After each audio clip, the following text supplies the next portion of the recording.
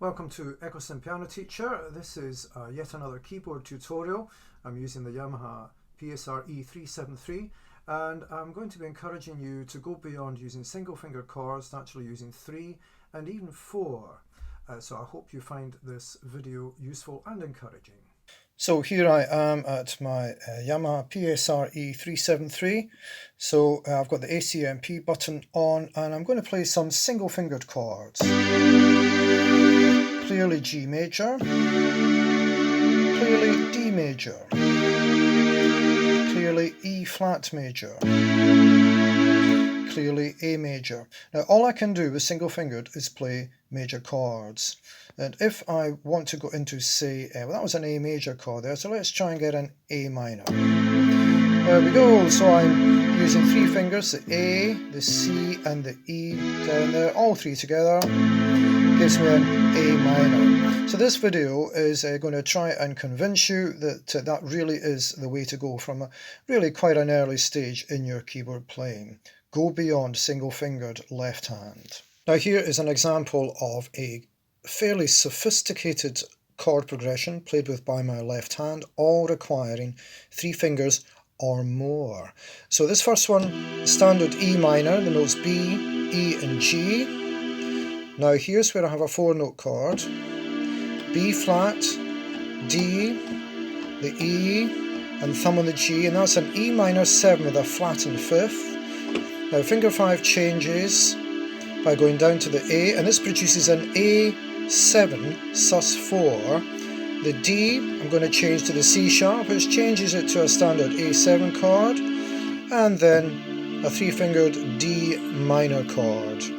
Now that sophisticated chord there, if I play just 3 notes, the top 3, it's not quite the same as with the 4-fingered. I don't get the B flat sounding through. And if I do the bottom 3, the B flat, D and E, all it is on this, it's a B flat with a flattened 5th. Doesn't sound quite the same as that sophisticated E minor 7 with a flat 5. So that's an example of how actually in one case it's not just enough to have 3 fingers, you actually need 4. A fairly brief analysis of pop songs shows just how minor chords and sus chords are required. So let's have a look at Moon River from the film Breakfast at Tiffanys. The second chord is an A minor. By the time you get down to bar 7, there's a B minor 7 there. And also bar 9, you've got another A minor. Slightly different style, Clocks by Coldplay. The song goes back to 2003. The second bar chord is A minor if you're doing the song in Mixolydian on D. Bar 4, you've got an E minor. So as you can see within a few bars, yet again, you need these minor chords. This time, the Beatles, The Long and Winding Road, very first chord is actually B minor. And if you go down to bar 5, you can see an F sharp minor 7, followed by a B minor, followed by an E minor 7. Queen, Who Wants to Live Forever, from the 1980s. First complete bar, A minor. Third complete bar, E minor. Also got a sus chord down in bar 7, D sus 4. Now something by The Thrills, Big Sur.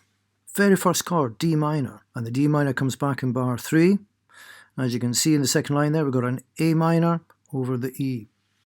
So if you're going to play some songs that require that extra dimension of expression in the chords and harmonies, you've got to learn how to play minor chords and sus chords and 7th chords. And in order to do that, you've got to learn how to play 3-fingered chords with your left hand.